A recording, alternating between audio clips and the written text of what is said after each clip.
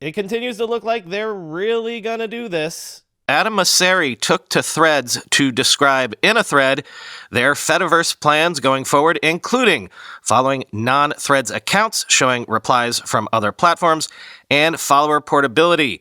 Since it's a short thread, maybe it's worth reading the whole thing. Quote, "This week we took a small but important step by allowing people in the Fediverse who don't use Threads or even have an Instagram account to follow my Threads account as well as a few others. Content is starting to flow from Threads to the Fediverse. We are working to make this option available to all public accounts on Threads, not just a handful of testers. We're starting small to make sure we have time to work through all the challenges, as our systems historically have been not designed with this use case in mind. We also plan to make it so replies from people in the Fediverse can show up for people posting from Threads to the Fediverse.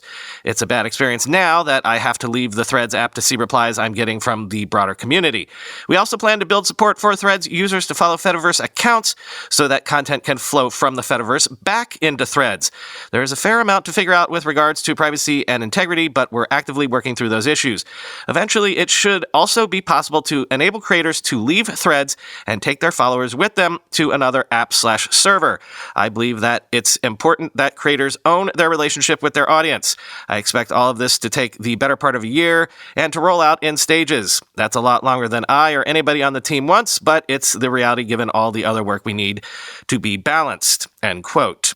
When Benedict Evans responded in the thread saying that he wouldn't want his Threads posts spreading out to some dank corners of the internet where he might lose control over how it's presented, he wanted to know if he could block Mastodon entirely, for example, to which Mosseri replied, quote, "The current plan is you'll have to have a public account and explicitly opt in to your content being available on other servers.